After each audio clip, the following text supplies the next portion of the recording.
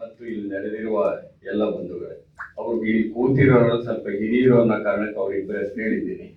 ಅದರಿಂದ ಬೇರೆಯವರ ಹೆಸರನ್ನ ಹೇಳಲಿಲ್ಲ ಅಂತ ಯಾರು ಬೇಜಾರು ಮಾಡ್ಕೊಳ್ಳಲ್ಲ ಅನ್ನುವಂತ ನಂಬಿಕೆ ನನಗಿದೆ. ಎಲ್ಲ ಸಾಹಿತ್ಯ ಬಂಧುಗಳೇ, ಇದು ಈಗಾಗಲೇ ಸಾಧನಾ ಅವರು ಹೇಳಿದಾಗೆ ಮತ್ತು ಶ್ರೀನಿವಾಸರಾವ್ ಅವರು ಹೇಳಿದಾಗೆ ಈ ಕಟ್ಟಡದಲ್ಲಿ ನಡೀತಿರುವಂತ ಮೊಟ್ಟ ಮೊದಲ ಕಾರ್ಯಕ್ರಮ ಇದು, ಮೊಟ್ಟ ಮೊದಲ ಕನ್ನಡ ಕಾರ್ಯಕ್ರಮ. ಅದು ಒಂದು ವಿಶೇಷ. ಇನ್ನೊಂದು ವಿಶೇಷ ಏನು ಅಂತಂದ್ರೆ, ಕೇಂದ್ರ ಸಾಹಿತ್ಯ ಅಕಾಡೆಮಿಯಲ್ಲಿ ನಾನು ಭಾಗವಹಿಸ್ತಿರೋ ಮೊಟ್ಟ ಮೊದಲ ಕಾರ್ಯಕ್ರಮ. ಹೌದು, ಇದು ಮೊಟ್ಟ ಆಶ್ಚರ್ಯ ವ್ಯಕ್ತಪಡಿಸ್ತಿದ್ದಾರೆ ಅವರು. ಅನುಭವಿ ಇವೆಲ್ಲ ಕನ್ನಡ ಸಾಂಸ್ಕೃತಿಕ ಕ್ಷೇತ್ರದ ವೈಚಿತ್ರ್ಯಗಳು ಸರ್. ಅದರಿಂದ ನೀವು ನಡ್ಕೋಬೇಕಾಗಲ್ಲ, ನೀವು ಆಶ್ಚರ್ಯ ಪಡ್ಬೇಕಾಗಿಲ್ಲ. ನನಗೇನು ಆಶ್ಚರ್ಯ ಇಲ್ಲ. ಶಾಕಿಂಗ ಹತ್ರದಲ್ಲ ಆಸ್ಪತ್ರೆ ಇದೆ, ಹೆದರಬೇಡಿ. ಇಲ್ಲ, ಅದು ವಾಸ್ತವ, ಅದೇನಿಲ್ಲ. ಆ ಕಾರಣಕ್ಕಾಗಿ ನನಗೂ ಸಂತೋಷ ಇದೆ. ಯಾಕೆಂತಂದ್ರೆ ಕೇಂದ್ರ ಸಾಹಿತ್ಯ ಅಕಾಡೆಮಿಯ ಒಂದು ಕಾರ್ಯಕ್ರಮದಲ್ಲಿ ಮೊಟ್ಟ ಮೊದಲು ನಾನು ಭಾಗವಹಿಸಿದ್ದೇನೆ ಅನ್ನೋ ಸಹ ನನಗೆ ಸಂತೋಷದ ಸಂಗತಿ ಅಂತ ಮೊದಲೇ ಹೇಳುತ್ತಾ, ಅದರ ಬಗೆಗೆ ನನಗೇನು ಕಹಿ ಇಲ್ಲ. ಯಾಕೆಂತಂದ್ರೆ ಕಹಿಯನ್ನ ಅನುಭವಿಸ್ತಾ ಹೋದಷ್ಟು ನಮ್ಮ ಆಯಸ್ ಕಡಿಮೆ ಆಗುತ್ತೆ. ನನಗೆ ಆಯಸ್ ಕಡಿಮೆ ಮಾಡ್ಕೊಳ್ಳೋಕೆ ಇಷ್ಟವಾದ್ರಿಂದ ಅಂತ ಕಹಿಗಳನ್ನ ನಾನು ಇಟ್ಕೊಳ್ಳೋದಿಲ್ಲ. ಅದನ್ನ ದಾಟು ಹೋಗ್ತಿರ್ಬೇಕಾಗುತ್ತೆ. ಅದಕ್ಕೆ ಕಾರಣಗಳನ್ನ ಹುಡ್ಕೋ ಅಗತ್ಯ ಇಲ್ಲ. ಸುಮ್ಮನೆ ಹೇಳಿದೆ ನಿಮ್ಗೆ ಅಷ್ಟೇನೆ, ಒಂದು ವಸ್ತುಸ್ಥಿತಿಯನ್ನ ಅಷ್ಟೇ ನಿಮ್ಮ ಗಮನಕ್ಕೆ ತಂದೆ. ಇನ್ನೊಂದು, ನಮ್ಮ ಶ್ರೀನಿವಾಸರಾವ್ ಅವರು ಮತ್ತು ಸಾಧನಾ ಅವರು ನನಗೇನಾದ್ರೂ ಬಿಡ್ತಾರ ಅಂತ ಕಾಯ್ತಾ ಇದ್ದೆ. ಯಾಕೆಂದ್ರೆ ಸಾಧ್ಯವಾದಷ್ಟು ಮುಖ್ಯಾಂಶಗಳನ್ನೆಲ್ಲ ಅವರು ಹೇಳಿದ್ದಾರೆ. ಏನು ಇಲ್ಲಿ ಈ ವಿಚಾರ ಸಂಕಿರಣದ ಕೇಂದ್ರ ಏನಿರಬಹುದು ಅನ್ನೋದನ್ನು ಕುರಿತಂತೆ ಅನೇಕ ವಿಷಯಗಳನ್ನು ಅವರು, ಅನೇಕ ಅನ್ನೋದಕ್ಕಿಂತ ಮುಖ್ಯ ವಿಷಯಗಳನ್ನು ಅವರು ಪ್ರಸ್ತಾಪ ಮಾಡಿದ್ದಾರೆ. ಬಹುಶಃ ನಾನು ಆಡುವ ಮಾತುಗಳು ಅದರ ವಿಸ್ತರಣೆಯಾಗಿರುತ್ತೆ ಅಂತ ನಾನು ಭಾವಿಸ್ಕೊಂಡಿದ್ದೇನೆ. ಅವರು ನನಗೆ ಹೇಳಿರುವಂತ ಕಾಲಾವಧಿಯಲ್ಲಿಯೇ ನನ್ನ ಮಾತುಗಳನ್ನ ಮುಗಿಸೋದಕ್ಕೆ ನಾನು ಪ್ರಯತ್ನ ಮಾಡ್ತೇನೆ. ಇದೊಂದು ಇವತ್ತಿನ ಸಂದರ್ಭದಲ್ಲಿ ನಡೀಬೇಕಾಗಿರುವಂತಹ ಒಂದು ಚರ್ಚೆ. ಈ ವಿಚಾರ ಸಂಕಿರಣ ಮಾಧ್ಯಮ ಮತ್ತು ಸಾಹಿತ್ಯದ ಸಂಬಂಧಾಂತರಗಳನ್ನ ಕುರಿತಂತೆ ಅಗತ್ಯವಾಗಿ ನಡೀಬೇಕಾಗಿರುವಂತ ಒಂದು ಸನ್ನಿವೇಶದ ಒಳಗಡೆ ನಾವಿದ್ದೇವೆ ಅಂತ ಭಾವಿಸ್ಕೊಂಡಿದ್ದೇವೆ. ಅದಕ್ಕೆ ಕಾರಣ, ನಾನು ಎ ಕುಕಾರ್ಕಿನ್ ಅವರ ಒಂದು ಹೇಳಿಕೆಯಿಂದ ನಾನು ಮಾತನ್ನ ಶುರು ಮಾಡೋದಕ್ಕೆ ಇಷ್ಟಪಡ್ತೇನೆ. ಕುಕಾರ್ಕಿನ್ ಅನ್ನುವಂಥ ಒಬ್ಬ ಚಿಂತಕ ದ ಪಾಸಿಂಗ್ ಏಜ್ ಅನ್ನುವಂಥ ಒಂದು ತನ್ನ ಪುಸ್ತಕದಲ್ಲಿ ಒಂದು ಮಾತನ್ನ ಹೇಳ್ತಾರೆ. ಅಧಿಕ ಪ್ರಸಾರವುಳ್ಳ ಪತ್ರಿಕೆಗಳು, ಜನಪ್ರಿಯ ಚಲನಚಿತ್ರಗಳು, ಟಿವಿ ಕಾರ್ಯಕ್ರಮಗಳು, ಸಮೂಹ ಸುದ್ದಿಯ ಎಲ್ಲ ರೂಪಗಳು ಸಮಾಜದಲ್ಲಿರುವ ವ್ಯಾಪಾರಿ ಕಾರ್ಯನೀತಿಗಳಿಗಾಗಿ ದುಡಿಯುತ್ತಿವೆ. ಈ ಕಾರ್ಯನೀತಿಗಳ ಚಾಲಕ ಶಕ್ತಿ ಎಂದರೆ ಉದ್ದಿಮೆ ಮತ್ತು ಲಾಭ. ಇದು ಇವತ್ತಿನ ಸ್ಥಿತಿ. ಅಂದ್ರೆ ನಮ್ಮ ಸಮೂಹ ಮಾಧ್ಯಮಗಳು ಅಂತ ಯಾವುದನ್ನ ನಾವು ಕರಿತಾ ಇದ್ದೇವೆ, ಆ ಎಲ್ಲದರ ಹಿಂದೆ ಇರುವ, ಇವತ್ತು ಹಿಂದೆ ಇರತಕ್ಕಂಥ ಚಾಲಕ ಶಕ್ತಿ ಇದೆಯಲ್ಲ, ಉದ್ದಿಮೆ ಮತ್ತು ಲಾಭ. ನಾವು ಮಾಧ್ಯಮ ಅಂತ ಕರಿತೇವೆ, ಆದ್ರೆ ಮಾಧ್ಯಮಗಳೆಲ್ಲ ಬಹುಪಾಲು ಉದ್ಯಮಗಳಾಗಿರುವ ಸನ್ನಿವೇಶವನ್ನ ನಾವು ಹಾದು ಹೋಗ್ತಿದ್ದೇವೆ. ಎಲ್ಲೆಲ್ಲಿ ಬಂಡವಾಳವನ್ನ ತೊಡಗಿಸಲಾಗುತ್ತೋ ಅದು ಸಣ್ಣ ಪ್ರಮಾಣದ ಬಂಡವಾಳ ಇರಬಹುದು, ದೊಡ್ಡ ಪ್ರಮಾಣದ ಬಂಡವಾಳ ಇರಬಹುದು. ಎಲ್ಲೆಲ್ಲಿ ಅದರಲ್ಲೂ ಬೃಹತ್ ಬಂಡವಾಳವನ್ನ ಎಲ್ಲೆಲ್ಲಿ ತೊಡಗಿಸಲಾಗುತ್ತೋ ಅವೆಲ್ಲವೂ ಉದ್ಯಮಶೀಲತೆಗಾಗಿ, ಉದ್ಯಮಶೀಲತೆಯ ಒಂದು ಕಾರ್ಯನೀತಿಗಾಗಿ ದುಡಿತಕ್ಕಂಥವೇ ಆಗಿರುತ್ತೆ. ಹಾಗಾಗಿ ಮಾಧ್ಯಮದ ಸ್ಪರ್ಶವನ್ನ, ಯಾವುದನ್ನ ಮಾಧ್ಯಮ ಅಂತ ಕರೀತಿದ್ದೇವೆ, ಅವು ಕಳೆದುಕೊಳ್ತಾ ಇರುವಂತ ಸಂದರ್ಭದಲ್ಲಿ ನಾವು ಈ ಚರ್ಚೆ ಮಾಡ್ತಾ ಇದ್ದೀವಲ್ಲ, ಆದ್ರಿಂದ ಇವತ್ತಿನ ತುರ್ತು ಇದು ಜರೂರು ಅಂತ ನಾನು ಭಾವಿಸ್ಕೊಂಡಿದ್ದೇನೆ. ಆದ್ರೆ ಯಾವುದು ಈಗ ಪತ್ರಿಕೆ ಮಾಧ್ಯಮ ಇರ್ಬೋದು, ಟಿವಿ ಮಾಧ್ಯಮ ಇರ್ಬೋದು, ಸಿನಿಮಾ ಇರ್ಬೋದು, ಡಿಜಿಟಲ್ ಮಾಧ್ಯಮ ಇರ್ಬೋದು, ರಂಗಭೂಮಿ ಇರ್ಬೋದು, ಹೀಗೆ ಸಮೂಹ ಮಾಧ್ಯಮಗಳು ಏನೇನಿವೆ ಅವುಗಳು ಹುಟ್ಟಿದ ಸಂದರ್ಭದಲ್ಲಿ ಈ ತರದ ಆಶಯಗಳಿರ್ಲಿಲ್ಲ. ಆದ್ರೆ ಹುಟ್ಟಿದಾಗ ನಮಗೆ ಒಂದು ರೀತಿಯ ತಲ್ಲಣ ಅನುಭವಿಸೋರಿದ್ದಾರೆ, ರೋಮಾಂಚನ ಅನುಭವಿಸ್ತಿದ್ದಾರೆ, ಒಂದು ಸಂಚಲನ ಉಂಟಾಗಿದೆ. ಈಗ ಪತ್ರಿಕೆ ಹುಟ್ಟಿದಾಗ ಒಂದು ರೀತಿಯ ರೋಮಾಂಚನ ಅದು. ಯಾವಾಗ 1615 ಜರ್ಮನಿಯಲ್ಲಿ ಮೊಟ್ಟ ಮೊದಲ ಪತ್ರಿಕೆ ಹುಟ್ಟಿತೋ, ಹಾಗೆ ಕನ್ನಡದಲ್ಲಿ 1843 ಮಂಗಳೂರು ಸಮಾಚಾರ ಹುಟ್ಟಿತೋ, ಆಗ ಅವತ್ತಿನ ಕಾಲದ ಜನಕ್ಕೆ, ಅವತ್ತಿನ ಓದುಗರಿಗೆ, ಅಕ್ಷರ ಬಲ್ಲವರಿಗೆ ಅದೊಂದು ರೋಮಾಂಚನ ಆಗಿತ್ತು. ಆದ್ರೆ ಎಲ್ಲ ಮಾಧ್ಯಮಗಳು ಆಗಿರ್ಲಿಲ್ಲ, ಪತ್ರಿಕೆ ಮಾಧ್ಯಮದ ತರನೇ ಇರ್ಲಿಲ್ಲ ಎಲ್ಲ ಮಾಧ್ಯಮಗಳು. ಯಾವಾಗ 1916ರಲ್ಲಿ ಸಾರ್ವಜನಿಕ ರೇಡಿಯೋ ಹುಟ್ಟಿದಾಗ ಆ ರೇಡಿಯೋದಲ್ಲಿ ಬರ್ತಾ ಇರತಕ್ಕಂತ ಒಂದು ರೂಪಕವನ್ನ ಕೇಳಿಸ್ಕೊಂಡು ಎಚ್ ಎ ವೇಲ್ಸ್ ನ ಒಂದು ಕಾದಂಬರಿಯನ್ನ ಕಥನವನ್ನ ಆಧಾರಿತ ಆಗಿರತಕ್ಕಂಥ ರೂಪಕವನ್ನ ಕೇಳಿಸ್ಕೊಳ್ತಿರೋ ಜನ ಅಲ್ಲಿ ಒಂದು ರೀತಿಯ ಮೃತ್ಯು ಕಿರಣಗಳು ಬರ್ತಾ ಇದ್ದಾವೆ ಅನ್ನೋದು ಕೇಳಿಬಿಟ್ಟು ಜನಗಳೆಲ್ಲ ಹೊರಗಡೆ ಓಡೋಗಿ ಉಚ್ಚೆದ್ದೋಡುವಂತ ಅಂಥದ್ದೊಂದು ತಲ್ಲಣಗಳನ್ನು ಸೃಷ್ಟಿ ಮಾಡಿದೆ. ಹಾಗೇನೆ ಸಿನಿಮಾ ಅಷ್ಟೇನೆ. ಒಬ್ಬ ಲುಮಿಯರ್ ಬ್ರದರ್ಸ್, ಫ್ರಾನ್ಸ್ ನ ಲುಮಿಯರ್ ಬ್ರದರ್ಸ್ 1895ರಲ್ಲಿ ಮೊಟ್ಟ ಮೊದಲು ಪ್ರದರ್ಶನ ಮಾಡಿದಂತಹ ಒಂದು 20-22 ನಿಮಿಷದ ಒಂದು ಚಿತ್ರ ಏನಿದೆ, ಅದರಲ್ಲಿ ಟ್ರೈನ್ ಬರ್ತಾ ಇರೋದನ್ನ ನೋಡ್ತಾ ಇದ್ದ ಜನರೆಲ್ಲ ಹೊರಗಡೆ ಎದ್ದು ಓಡಿಬಿಟ್ರಂತೆ ನಮ್ಮೇಲೆ ಬರುತ್ತೆ ಅಂತ. ಅಂದ್ರೆ ಈ ತರದ ಸಮೂಹ ಮಾಧ್ಯಮಗಳು ಅಕ್ಷರ ಮೀರಿದ ಸಮೂಹ ಮಾಧ್ಯಮಗಳು. ಪತ್ರಿಕೆ ಎಷ್ಟಾದ್ರೂ ಅಕ್ಷರ ಮಾಧ್ಯಮ ಅದನ್ನ ಮೀರಿದ ಬೇರೆ ಸಮೂಹ ಮಾಧ್ಯಮಗಳಿದಾವಲ್ಲ, ಅವು ಹುಟ್ಟಿದ ಸಂದರ್ಭದಲ್ಲಿ ಕೇವಲ ರೋಮಾಂಚನವನ್ನಷ್ಟೇ ಉಂಟು ಮಾಡಲಿಲ್ಲ, ಸಂಚಲನವಷ್ಟೇ ಉಂಟು ಮಾಡಲಿಲ್ಲ, ಒಂದು ರೀತಿಯ ತಲ್ಲಣ ತಳಮಳಗಳನ್ನು ಉಂಟು ಮಾಡಿದ್ವು. ಆಮೇಲೆ ಅದು ಅಭ್ಯಾಸ ಆಗ್ತಾ ಆಗ್ತಾ ಒಂದು ಸಮಸ್ಥಿತಿಗೆ ಬಂದದ್ದನ್ನ ನಾವು ನೋಡ್ತೇವೆ. ದೂರದರ್ಶನನು ಅಷ್ಟೇನೆ. 1927ರಲ್ಲಿ ಮೊಟ್ಟ ಮೊದಲ ಎಲೆಕ್ಟ್ರಾನಿಕ್ ಟೆಲಿವಿಷನ್ ಅನ್ನೋದು ಬಂದದ್ದು ನಮ್ಮಲ್ಲಿ.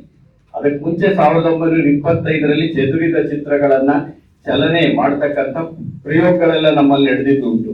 ಅಲ್ಲಿಂದ ಇಲ್ಲಿಯವರೆಗೆ ಏನಾಗಿದೆ, ಬೇರೆ ಮಾಧ್ಯಮಗಳಿಗೆಲ್ಲ ನೋಡಿದ್ರೆ ದೂರದರ್ಶನ ಅಂತ ಅಂದಾಗ ಸರ್ಕಾರಿ ದೂರದರ್ಶನ ಅಷ್ಟೇ ಇರ್ತಿಲ್ಲ, ನಾನು ಖಾಸಗಿ ಇರ್ತಕ್ಕಂಥ ಟಿವಿ ವಾಹಿನಿಗಳನ್ನು ಗಮನದಲ್ಲಿ ಇಟ್ಕೊಂಡು ಹೇಳೋದಾದ್ರೆ, ಒಬ್ಬ ಲೂಯಿಸ್ ಮರ್ಲಿನ್ ಅಂತಕ್ಕಂಥ ಒಬ್ಬ ವ್ಯಕ್ತಿ, ಒಬ್ಬ ಚಿಂತಕ ಒಂದು ಮಾತನ್ನು ಹೇಳ್ತಾನೆ ದೂರದರ್ಶನದ ಕಾರ್ಯಕ್ರಮಗಳನ್ನು ಕುರಿತಂತೆ. ಆತ ಹೇಳ್ತಕ್ಕಂಥ ಮಾತೇನಂದ್ರೆ, ಶಾಸಕಾಂಗ, ಕಾರ್ಯಾಂಗ, ನ್ಯಾಯಾಂಗ ಇವುಗಳ ಜೊತೆಗೆ ಇನ್ನೊಂದು ಅಂಗ ಸೇರಿದೆ. ಅದು ಸಂವಿಧಾನಾತ್ಮಕವಾದಂತ ಬದಲಾವಣೆ ಇಲ್ಲದೆ, ಕ್ರಾಂತಿ ಇಲ್ಲದೆ, ಜೊತೆಗೆ ಹೊಸ ರಾಜಕೀಯ ಶಕ್ತಿಯೊಂದು ಉದ್ಭವವಾಗಿದೆ. ಆ ಹೊಸ ರಾಜಕೀಯ ಶಕ್ತಿ ಏನೇನೆ ದೂರದರ್ಶನ ಅಂತ ಹೇಳ್ತಾರೆ. ಅಂದ್ರೆ ಒಂದು ಮಾಧ್ಯಮ ಒಂದು ರಾಜಕೀಯ ಶಕ್ತಿಯಾಗಿ ರೂಪುಗೊಳ್ಳೋದಿದೆಯಲ್ಲ, ಅದು ಸಾಧ್ಯ ಆಯ್ತಲ್ಲ.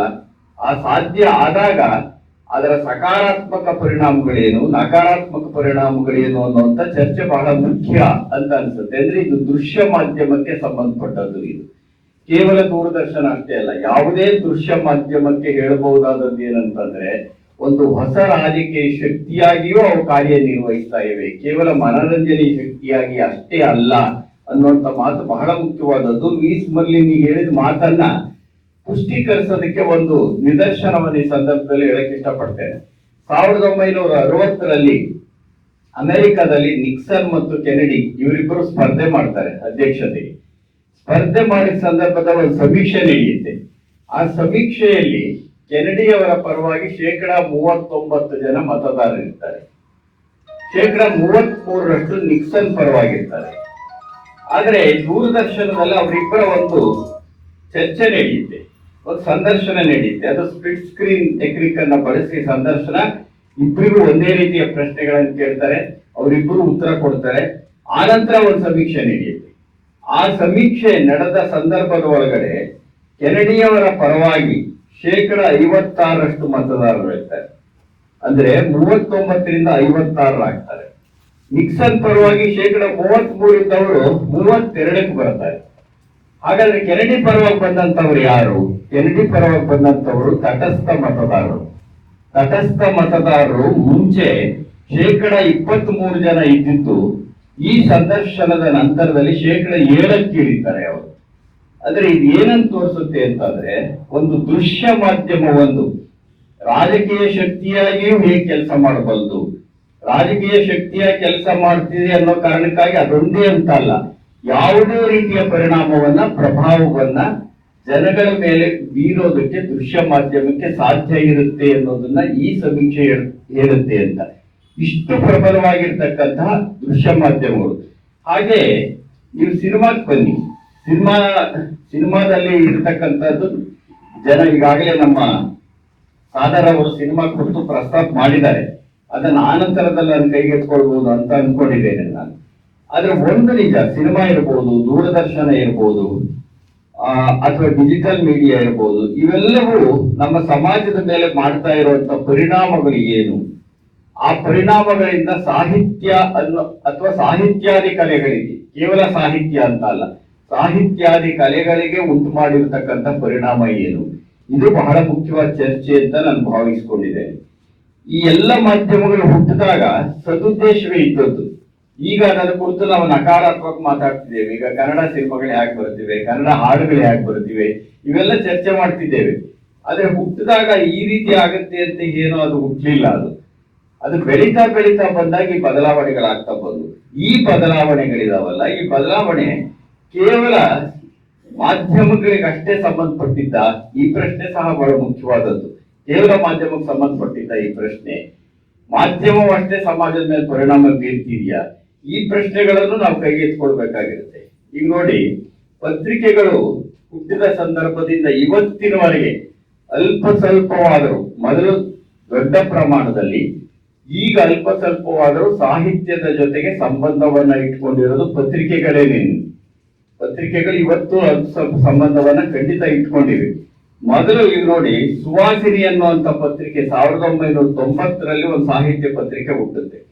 1904ರಲ್ಲೇನೆ ಪತ್ರಿಕೆಗಳಲ್ಲಿ ಧಾರಾವಾಹಿಯನ್ನ ಪ್ರಕಟಿಸಕ್ಕೆ ಶುರು ಮಾಡ್ತಾರೆ. ಅದು ಬಿ ವೆಂಕಟಾಚಾರ್ಯರ ಬಂಗಾಳಿಯಿಂದ ಅನುವಾದಿತವಾದಂತ ಕಾದಂಬರಿಗಳು 1904ರಲ್ಲಿ ಶುರುವಾಗುತ್ತೆ ಒಂದು ಪತ್ರಿಕೆಯಲ್ಲಿ. ಅದು ಅವಕಾಶ ತೋಷಿಣಿ ಅನ್ನುವಂಥ ಪತ್ರಿಕೆ. ಮಾತು ಯಾಕೆ ಹೇಳ್ತಿದ್ದೀನಿ ಅಂದ್ರೆ, ಇವತ್ತಷ್ಟೇ ಧಾರಾವಾಹಿಗಳು ಬರ್ತಿಲ್ಲ, ಅವತ್ತು ಪತ್ರಿಕೆಗಳಲ್ಲಿ ಧಾರಾವಾಹಿಗಳನ್ನು ಪ್ರಕಟಿಸಕ್ಕೆ ಶುರು ಮಾಡಿದ್ರು. ಪತ್ರಿಕೆಗಳು ಸಾಹಿತ್ಯಕ್ಕೆ ಪೂರಕವಾದಂತ ಸ್ಥಿತಿಯಲ್ಲೇ ವರ್ತಿಸ್ತಾ ಹೋದು.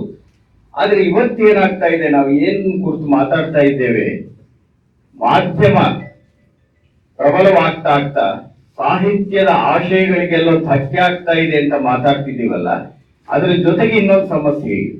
ಅದು ಮಾಧ್ಯಮಗಳ ನಡುವಿನ ಸ್ಪರ್ಧೆ. ಅದು ಕೇವಲ ಮಾಧ್ಯಮ ಮತ್ತು ಸಾಹಿತ್ಯದ ನಡುವಿನ ಸ್ಪರ್ಧೆ ಅಲ್ಲ, ಮಾಧ್ಯಮಗಳ ನಡುವಿನ ಸ್ಪರ್ಧೆನೇ ಇದೆ. ಈಗ ಟಿವಿ ಬಂದ ಸಂದರ್ಭದಲ್ಲಿ ರಂಗಭೂಮಿಗೆ ಏನಾಗಬಹುದು ಅನ್ನೋ ಆತಂಕ ಇತ್ತು, ಸಿನಿಮಾಗಳಿಗೆ ಏನಾಗಬಹುದು ಅಂತ ಆತಂಕ ಇತ್ತು.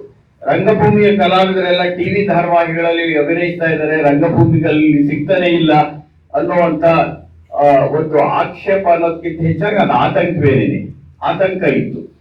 ಸಿನಿಮಾ ಬಂತು, ಟಿವಿಗಳಲ್ಲಿ ಧಾರಾವಾಹಿಗಳು ಬಂದಾಗ ಏನಾಯ್ತು, ಜನಪ್ರಿಯ ಕಾದಂಬರಿಗಳನ್ನು ಓದ್ತಕ್ಕಂಥವರ ಸಂಖ್ಯೆ ಸ್ವಲ್ಪ ಕಡಿಮೆ ಆಗ್ತಾ ಬಂತು. ಆದ್ರೆ ಟಿವಿಗೆ ಸಿನಿಮಾಕ್ಕೆ ಸ್ಪರ್ಧೆ ಇರುತ್ತೆ, ಪತ್ರಿಕೆಗೆ ಈ ಉಳಿದ ಮಾಧ್ಯಮಗಳಿಗೆ ಸ್ಪರ್ಧೆ ಇರುತ್ತೆ, ರಂಗಭೂಮಿಗೆ ಇನ್ನೊಂದು ಮಾಧ್ಯಮಕ್ಕೆ ಸಿನಿಮಾಗೆ ಸ್ಪರ್ಧೆ ಇರುತ್ತೆ.